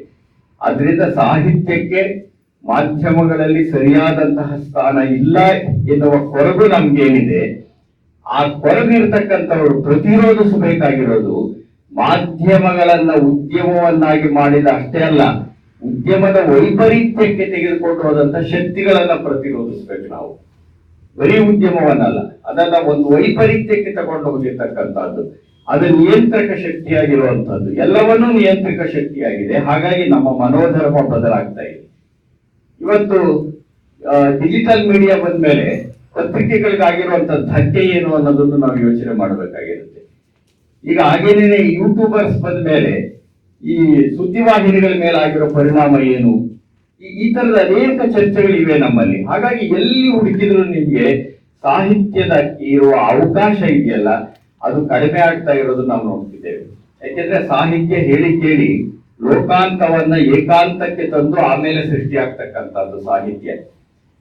ಆದ್ರೆ ಏಕಾಂತಗಳನ್ನೆಲ್ಲ ಲೋಕಾಂತಕ್ಕೆ ಪ್ರಚಾರ ಮಾಡತಕ್ಕಂತ ಸಮೂಹ ಮಾಧ್ಯಮಗಳು ನಮ್ಮಲ್ಲಿವೆ. ಅವು ಏಕಾಂತನೆಲ್ಲ ಲೋಕಾಂತಕ್ಕೆ ತಂದ್ಬಿಡುತ್ತವೆ. ಅದನ್ನ ಚರ್ಚೆ ಮಾಡಿಬಿಟ್ಟು ಬಯಲು ಮಾಡ್ತಾ ಇರುವಂತ ಸಮೂಹ ಮಾಧ್ಯಮಗಳು ನಮ್ಮಲ್ಲಿದೆ. ಇಂಥ ಸಂದರ್ಭದ ಒಳಗಡೆ ಲೋಕಾಂತವನ್ನ ಏಕಾಂತಕ್ಕೆ ತಂದಂತಹ ಅಭಿವ್ಯಕ್ತಿ ಮಾಧ್ಯಮ ಒಂದಕ್ಕೆ ಏಕಾಂತವನ್ನೆಲ್ಲ ಲೋಕಾಂತಕ್ಕೆ ತಂದು ಬಯಲು ಮಾಡ್ತಾ ಇರುವಂತಹ ಪ್ರವೀಣರು ಎಷ್ಟು ಮಟ್ಟಿಗೆ ಅವಕಾಶ ಕೊಡಬಹುದು ಅನ್ನೋದು ನೀವೇ ಯೋಚನೆ ಮಾಡಿ. ಇಂಥ ವೈಪರೀತ್ಯಗಳ ಸಂದರ್ಭ ಇದೆಯಲ್ಲ, ಇದನ್ನ ಹಾಗೋಗ್ತಿರುವಾಗ ಇದಕ್ಕೆಲ್ಲ ಕಾರಣ ಆದದ್ದು ಏನು ಅಂತಂದ್ರೆ ನಮ್ಮಲ್ಲಿ ಆದಂತ ಸಾಮಾಜಿಕ ಆರ್ಥಿಕ ನೀತಿಯ ಪಲ್ಲಟಗಳು ಇದ್ರ ಹಿಂದೆ ಕೆಲಸ ಮಾಡ್ತವೆ, ಸೈದ್ಧಾಂತಿಕವಾಗಿ ಹೇಳೋದಾದ್ರೆ. ಹಾಗಾಗಿ ಇದರ ಸಮತೋಲನವೊಂದನ್ನು ಕಳ್ಕೊಳ್ತಾ ಇರುವಂತ ಸ್ಥಿತಿ ಇದ್ದೇವೆ ನಾವು. ಆ ಸಮತೋಲನವನ್ನು ಸಮತೋಲನ ಕಳ್ಕೊಳ್ಳೋದ್ರಿಂದ ಏನಾಯ್ತು, ಸಿನಿಮಾದಲ್ಲಿ ಬದಲಾವಣೆ ಅದು. ಸಿನಿಮಾದಲ್ಲಿ ಅದು ಎಷ್ಟು ಸೊಗಸಾಗಿ ಹಿಂಸೆಯನ್ನ ಇವತ್ತು ಅಭಿವ್ಯಕ್ತಿಸ್ತಾರೆ ಅಂದ್ರೆ ಅಭಿವ್ಯಕ್ತಿ ನಾವು ಪದಕ್ಕೆ ಅವಮಾನ ಮಾಡಿದಾಗತ್ತೆ. ಆದ್ರೆ ಸಿನಿಮಾದಲ್ಲಿ ಎಷ್ಟು ಮಟ್ಟಿಗೆ ಹಿಂಸೆ, ಈ ಫೈಟಿಂಗ್ ದೃಶ್ಯಗಳನ್ನು ತುಂಬಾ ಕಲಾತ್ಮಕ ಚಿತ್ರಿಸ್ತಿದ್ದಾರೆ. ಮೊದಲು 100 ಜನಕ್ಕೆ ಒಬ್ಬ ಸಾಯಿಸ್ತಾ ಇದ್ದ, ಇವತ್ತು ಜನಕ್ಕಲ್ಲ ಒಂದೊಂದು ಕಾರನ್ನೇ ಎಚ್ಚರಿಸಿದ್ದಾರೆ. ಸೊ ಅಷ್ಟ್ರ ಅಂದ್ರೆ ಅದನ್ನು ಚಿತ್ರಿಸುವ ರೀತಿ ಇದೆಯಲ್ಲ, ತಂತ್ರಜ್ಞಾನವನ್ನ ಹೇಗ್ ಬಳಸ್ಕೊಳ್ತಿದೆ ನಮ್ಮ ಮಾಧ್ಯಮಗಳು ಅಂತ ಅಂದ್ರೆ ಜನಗಳ ಮೇಲೆ ಅದನ್ನು ಹೇರಿಕೆ ಆಗ್ತಿದೆ, ಕಲಿಕೆಯ ಜಾಗದಲ್ಲಿ ಹೇರಿಕೆ ಬರ್ತಿರೋದನ್ನ ನಾವು ನೋಡ್ತಿದ್ದೇವೆ ಇವತ್ತು. ಇಂಥದೊಂದು ದುಷ್ಪರಿಣಾಮ ಉಂಟಾಗೋದಕ್ಕಿರುವಂತಹ ನಿಜವಾದ ಶಕ್ತಿ ಇದೆಯಲ್ಲ, ನಾನು ಮತ್ತೆ ಇದನ್ನು ಹೇಳಕ್ ಇಷ್ಟಪಡ್ತೇನೆ. ಬರೀ ಮಾಧ್ಯಮಗಳು ತನಗೆ ತಾನೇ ಆದದ್ದಲ್ಲ, ನಮ್ಮಲ್ಲಿ ಬಂದಂತಹ ಎಲ್ಲೇ ಮೀರಿದ ಖಾಸಗೀಕರಣ, ಎಲ್ಲೇ ಮೀರಿದ ಅನ್ನೋ ಪದವನ್ನ ನಾನು ಒತ್ತಿ ಹೇಳಕ್ ಇಷ್ಟಪಡ್ತೇನೆ. ಎಲ್ಲೇ ಮೀರಿದ ಮೊದಲು ಖಾಸಗಿಯವರಿಗೆ ಅವಕಾಶ ಇತ್ತು, ಈ ದೇಶದಲ್ಲಿ ಇರ್ಲಿಲ್ವಾ? ಖಾಸಗಿಯವರಿಗೆ ಅವಕಾಶ ಇತ್ತು ಈ ದೇಶದಲ್ಲಿ, ಆದ್ರ ಇವತ್ತು ನಿಯಂತ್ರಣ ಇಲ್ಲ, ಯಾರ ಬಗ್ಗೆನೂ ನಿಯಂತ್ರಣ ಇಲ್ಲ. ಆ ನಿಯಂತ್ರಣವಿಲ್ಲದ ಮುಕ್ತ ಆರ್ಥಿಕ ನೀತಿಯ ಫಲವಾಗಿ ನೀವು ಖಾಸಗಿಯವರನ್ನ, ಖಾಸಗಿ ವಾಹಿನಿಗಳನ್ನು ನಿಯಂತ್ರಿಸ ಸಾಧ್ಯವಾಗದೇ ಇರುವಂತ ಸ್ಥಿತಿ ನಾವಿದೆ. ಅಂತ ಸಂದರ್ಭದ ಒಳಗಡೆ ಅವರು ಆತ್ಮಾವಲೋಕನ ಮಾಡ್ಕೊಳ್ಬೇಕಾಗಿದೆ. ನಾವುಗಳು ಒಂದು ಹಕ್ಕೊತ್ತಾಯವನ್ನ ತರಬೇಕಾಗಿದೆ. ಸಾಹಿತ್ಯಕ್ಕೂ ಒಂದು ಸ್ಪೇಸ್ ಕೊಡಿ, ಸಾಹಿತ್ಯಕ್ಕೂ ಒಂದು ಅವಕಾಶವನ್ನು ಕೊಡಿ ಅಂತ. ಆದ್ರೆ ಇದರ ಫಲ ಏನಂದ್ರೆ ಕೇವಲ ಜಾಗತೀಕರಣ ಅಂತ ಅಲ್ಲ, ಜಾಹೀರಾತೀಕರಣ. ಇವತ್ತು ಜಾಗತೀಕರಣದ ಜೊತೆಗಿರೋದು ಜಾಹೀರಾತೀಕರಣ. ಯಾಕೆ ಧಾರಾವಾಹಿಗಳನ್ನ ಇದ್ದಕ್ಕಿದ್ದಾಗೆ, ಅಲ್ಲಿ ಎಷ್ಟು ಮಟ್ಟಿಗೆ ಸ್ವಾತಂತ್ರ್ಯ ಇದೆಯೋ ಗೊತ್ತಿಲ್ಲ ನಿರ್ದೇಶಕರಿಗೆ, ಅಲ್ಲಿ ಯಾರೋ ನಿಯಂತ್ರಿಸ್ತಾ ಇರ್ತಾರೆ. TRP ಕಡಿಮೆ ಆಯ್ತಪ್ಪ ಹೀಗೆ ಮಾಡು ಅಂತಾರೆ, ಅತ್ತೆ ಸೊಸೆ ಮಧ್ಯೆ ಹೆಚ್ಚು ಜಗಳ ತಂದಿಟ್ಟು ಅಂತ ಹೇಳ್ತಾರೆ. ಅಂದ್ರೆ ಯಾರ್ಯಾರ ಮಧ್ಯೆ ಏನೇನ್ ಜಗಳ ತಂದಿಡ್ಬೇಕೋ, ಯಾರ್ಯಾರು ವಿಷ ಹಾಕಬೇಕೋ, ಯಾರ್ಯಾರು ಕೆಟ್ಟದಾಗ ವರ್ತಿಸ್ಬೇಕು ಅನ್ನೋದನ್ನು ನಿಯಂತ್ರಣ ಮಾಡುವ ಶಕ್ತಿಗಳು ನಿರ್ದೇಶಕರ ಕೈಯಲ್ಲೂ ಇರೋದಿಲ್ಲ. ಎಷ್ಟೋ ಸಾರಿ ಧಾರಾವಾಹಿಗಳಲ್ಲಿ ಜಾಹೀರಾತು ಮುಖ್ಯ, ಅಂದ್ರೆ TRP ಮುಖ್ಯ ಆಯ್ತು. ಹಾಗಾಗಿ ಇವತ್ತು ಕೆಲಸ ಮಾಡ್ತಿರೋದು ಏನು, ಪತ್ರಿಕೆಗಳಿಗಾಗಲಿ ಮತ್ತು ಟಿವಿ ವಾಹಿನಿಗಳಿಗಾಗಲಿ, ಡಿಜಿಟಲ್ ಮೀಡಿಯಾಕ್ಕಾಗಲಿ ಯಾವುದಕ್ಕೆ ಹೆಚ್ಚು ಹೆಚ್ಚು ಜಾಹೀರಾತುಗಳು ಸಿಗುತ್ತೋ ಅವು ಮುಂದೆಲೆಗೆ ಬರ್ತಾ ಇದೆ. ಅಂದ್ರೆ ಜಾಗತೀಕರಣದ ಜೊತೆಗೇನೆ ಜಾಹೀರಾತೀಕರಣ ಇದೆಯಲ್ಲ, ಅದು ಮುನ್ನೆಲೆಗೆ ಬರ್ತಾ ಇರೋದ್ರಿಂದ ಸಾಹಿತ್ಯದಂತಹ ಒಂದು ಸಂವೇದನಾಶೀಲವಾಗಿರ್ತಕ್ಕಂತಹ ಮಾಧ್ಯಮಕ್ಕೆ ಧಕ್ಕೆ ಆಗ್ತಿದೆ. ಆದ್ರೆ ಈಗಲೂ ನಾವು ಮೆಚ್ಚಿಕೊಳ್ಳೇಬೇಕಾಗಿರೋದು ರಂಗಭೂಮಿ ಸಾಹಿತ್ಯವನ್ನ ಕೈ ಬಿಟ್ಟಿಲ್ಲ, ಇದನ್ನ ಮರಿಬಾರದು. ಅದು ವೃತ್ತಿ ರಂಗಭೂಮಿ ಇದ್ದಿರ್ಬೋದು, ಹವ್ಯಾಸಿ ರಂಗಭೂಮಿ ಇದ್ದಿರ್ಬೋದು, ಬಯಲಾಟ ಇರ್ಬೋದು, ಯಕ್ಷಗಾನ ಇರ್ಬೋದು, ರಂಗಭೂಮಿಯ ವಿವಿಧ ಪ್ರಕಾರಗಳನ್ನು ನೀವು ನೋಡ್ತಾ ಬನ್ನಿ, ಅಲ್ಲೆಲ್ಲವೂ ಸಾಹಿತ್ಯಕ್ಕೆ ಸ್ಥಾನ ಇದ್ದೇ ಇದೆ. ಅದರಲ್ಲಿ ಬೇರೆ ಬೇರೆ ರೀತಿಯ ಗುಣಮಟ್ಟವನ್ನ ಕುರಿತಂತೆ ಚರ್ಚೆಗಳಿರ್ಬೋದು, ಅದರ ಮೌಲ್ಯವನ್ನ ಕುರಿತಂತೆ ನಾವು ಮಾಪನ ಮಾಡ್ಬೋದು, ಅದು ಬೇರೆ ವಿಷಯ. ಆದರೆ ಸಾಹಿತ್ಯ ಕೃತಿಯೊಂದರ ಜೊತೆಗೆ ಸಂಬಂಧವನ್ನ ಇವತ್ತು ಇಟ್ಕೊಂಡಿರೋದು ರಂಗಭೂಮಿ ಎನ್ನುವ ಸಮೂಹ ಮಾಧ್ಯಮ. ಇಂಥ ಸಂದರ್ಭದ ಒಳಗಡೆ ನೀವು ಅನೇಕ ಕಥೆಗಳನ್ನ ರೂಪಾಂತರ ಮಾಡಿದ್ದಾರೆ, ರಂಗಭೂಮಿಗೆ ಕಾದಂಬರಿ ರೂಪಾಂತರ ಮಾಡಿದ್ದಾರೆ, ನಾಟಕಗಳನ್ನು ಸಹ ರಂಗಕೃತಿಯನ್ನಾಗಿ ಮರುಸೃಷ್ಟಿ ಮಾಡಿದ್ದಾರೆ. ವೃತ್ತಿ ರಂಗಭೂಮಿ ಇದೆಯಲ್ಲ, ವೃತ್ತಿ ರಂಗಭೂಮಿಯಲ್ಲಿ ಅನೇಕ ನಾಟಕಗಳಿವೆ, ಎಲ್ಲವೂ ಕೆಟ್ಟ ನಾಟಕ ಅಂತ ಕರಿಬೇಕಾಗಿಲ್ಲ. ನಾನು ಜನಪ್ರಿಯ ಸಾಹಿತ್ಯ ಮತ್ತು ಜನಪ್ರಿಯ ಮಾಧ್ಯಮದ ಪ್ರಕಾರಗಳನ್ನ ನಾನು ಮೊದಲಿಂದಲೂ ನಿರಾಕರಿಸ್ತಕ್ಕಂಥವನಲ್ಲ. ನಿಜ ಹೇಳೋದಾದ್ರೆ ನಾನು ಸಾಹಿತ್ಯ ಪತ್ರಿಕೆಗಳು ಬರೆದದ್ದಕ್ಕಿಂತ ಸುಮಾರು 100 ಪಟ್ಟು ಹೆಚ್ಚಾಗಿ ಜನಪ್ರಿಯ ಪತ್ರಿಕೆಗಳಿಗೆ ಬರೆದಿದ್ದು ನಾನು. ಯಾಕೆಂದ್ರೆ ನನಗೆ ಜನಗಳಿಗೆ ತಲುಪಬೇಕು ಅನ್ನೋದಿತ್ತು. ನಾನಿದ್ದಾಗೆ ಎಲ್ಲರೂ ಇರಬೇಕು ಅಂತ ನಾನೇನು ಒತ್ತಾಯ ಮಾಡ್ತಿಲ್ಲ. ಆದ್ರೆ ನಾವು ಹಾಗೆ ನಿರಾಕರಣೆಯ ಧೋರಣೆ ಇರಬೇಕಾಗಿಲ್ಲ. ವೃತ್ತಿ ರಂಗಭೂಮಿ ಸಹ ಜನಗಳಿಗೆ ಏನೋ ತಲುಪಿಸ್ತಾ ಹೋಗಿದೆ. ಅಲ್ಲಿ ಅಶ್ಲೀಲ ಬರುತ್ತೆ ಅಂತಾರೆ, ಮತ್ತೆ ಅವರ ಅಸ್ತಿತ್ವದ ಪ್ರಶ್ನೆ ಇದೆ ಅಲ್ಲಿ. ಈ ತರ ನೀವು ರಂಗಭೂಮಿಯ ವಿವಿಧ ಪ್ರಕಾರಗಳಲ್ಲಿ ಸಾಹಿತ್ಯ ಅನ್ನೋದು ಇದೆಯಲ್ಲ, ಅದು ಒಂದಲ್ಲ ಒಂದು ರೀತಿಯಲ್ಲಿ ಉಳ್ಕೊಂಡಿರೋದನ್ನ ನಾವು ನೋಡ್ತಿದ್ದೇವೆ. ಆದ್ರೆ ಉಳಿದ ಮಾಧ್ಯಮಗಳಿಗೆ ಇದೇ ಮಾತನ್ನ ಹೇಳೋದು ಸಾಧ್ಯ ಇಲ್ಲ. ಯಾಕೆಂದ್ರೆ ಸಮೂಹ ಮಾಧ್ಯಮಗಳಿಗೆ ಸಮೂಹ ಪ್ರಜ್ಞೆ ಇದೆಯಲ್ಲ, ಅದಿಲ್ಲ. ಇವತ್ತು ಪ್ರಜ್ಞೆ ಇದೆಯಲ್ವಾ ಅನ್ನೋದು ಬೇರೆ, ಆದ್ರೆ ಸಮೂಹ ಪ್ರಜ್ಞೆ ಅನ್ನೋದು ಇಲ್ಲ ಇವತ್ತು. ಆ ಸಮೂಹ ಪ್ರಜ್ಞೆ ಇದ್ದಾಗ ಏನಾಗತ್ತೆ, ಸಮೂಹದ ಅಂತರಂಗದಲ್ಲಿ ಏನಿರ್ಬೇಕು, ಅದರ ಅಂತಃಕರಣ ಏನಿರ್ಬೇಕು, ಅದರ ಅಭಿರುಚಿ ಏನಿರ್ಬೇಕು ಅನ್ನೋದನ್ನು ಯೋಚನೆ ಮಾಡ್ತಾ ಹೋಗುತ್ತೆ. ಇದರ ಫಲವಾಗಿ ಸಂಪಾದನೆ ಮತ್ತು ಸಂವೇದನೆ ಇವುಗಳ ನಡುವಿನ ಒಂದು ಸಂಘರ್ಷದ ಕಾಲದಲ್ಲಿ ನಾವಿದ್ದೇವೆ. ಉದ್ಯಮ ಇದೆಯಲ್ಲ, ಅದು ಸಂಪಾದನೆ ಪ್ರಧಾನ. ಸಾಹಿತ್ಯ ಇದೆಯಲ್ಲ, ಅದಕ್ಕೆ ಸಂವೇದನೆ ಪ್ರಧಾನ. ಇವತ್ತು ಸಂಪಾದನೆ ಮತ್ತು ಸಂವೇದನೆಗಳ ನಡುವಿನ ಸಂಘರ್ಷ ಇದೆಯಲ್ಲ, ಆ ಬಿಕ್ಕಟ್ಟನ್ನ ನಮ್ಮ ಸಂದರ್ಭ ಎದುರಿಸ್ತಾ ಇದೆ. ಇಂಥ ಸಂದರ್ಭದಲ್ಲಿ ಮುಖ್ಯ ಮಾಧ್ಯಮಗಳು ಸಾಹಿತ್ಯವನ್ನು ನಿರ್ಲಕ್ಷ್ಯ ಮಾಡಿವೆ. ಇದು ಕೇವಲ ಸಾಹಿತ್ಯದ ನಿರ್ಲಕ್ಷ್ಯ ಅಲ್ಲ, ಇದು ಸದಭಿರುಚಿಯ ನಿರ್ಲಕ್ಷ್ಯವೂ ಹೌದು, ಸಾಮಾಜಿಕ ಮೌಲ್ಯಗಳ ನಿರ್ಲಕ್ಷ್ಯವೂ ಹೌದು, ಮನೋವಿಕಾಸದ ನಿರ್ಲಕ್ಷ್ಯವೂ ಹೌದು, ಕಡೆಗೆ ಸಂವೇದನಾಶೀಲತೆಯ ನಿರ್ಲಕ್ಷ್ಯವೂ ಹೌದು.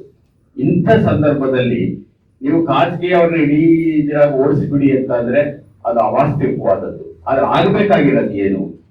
ಉದ್ಯಮ ಮತ್ತು ಮಾಧ್ಯಮಗಳ ನಡುವೆ ಒಂದು ಸಮತೋಲನವನ್ನು ತರ್ತಕ್ಕಂತಹ ಸನ್ನಿವೇಶವೊಂದನ್ನು ನಾವು ಸೃಷ್ಟಿ ಮಾಡಬೇಕಾಗಿದೆ. ಆ ಸನ್ನಿವೇಶ ಸೃಷ್ಟಿಯಾದಾಗ ಸಂಪಾದನೆ ಮತ್ತು ಸಂವೇದನೆಗಳ ನಡುವೆ ನಡೀತಾ ಇರತಕ್ಕಂತ ಒಂದು ಸಂಘರ್ಷ ಇದೆಯಲ್ಲ, ಅದೊಂದು ಸಮಸ್ಥಿತಿಗೆ ಬರೋದಕ್ಕೆ ಸಾಧ್ಯ. ಆ ದಿಕ್ಕಿನಲ್ಲಿ ನಾವೆಲ್ಲ ಚಿಂತನೆ ಮಾಡಬೇಕಾಗಿದೆ ಅಂತ ಆಶಿಸ್ತಾ, ಇಂಥದ್ದೊಂದು ವಿಚಾರ ಸಂಕಿರಣವನ್ನು ಏರ್ಪಡಿಸೋದ್ರ ಮುಖಾಂತರವಾಗಿ ನಾನು ಮೊಟ್ಟ ಮೊದಲು ಈ ಕೇಂದ್ರ ಸಾಹಿತ್ಯ ಅಕಾಡೆಮಿಯ ಪ್ರವೇಶಕ್ಕೆ ಕಾರಣವಾದಂತ ನನ್ನ ಎಲ್ಲ ಮಿತ್ರರಿಗೆ ಧನ್ಯವಾದಗಳನ್ನು ಸಲ್ಲಿಸ್ತಾ, ಕೇಳಿದ ನಿಮ್ಗೆಲ್ಲ ನನ್ನ ನಮಸ್ಕಾರಗಳನ್ನು ಹೇಳ್ತಾ ನಾನು ಮಾತು ಮುಗಿಸ್ತೇನೆ. ನಮಸ್ಕಾರ.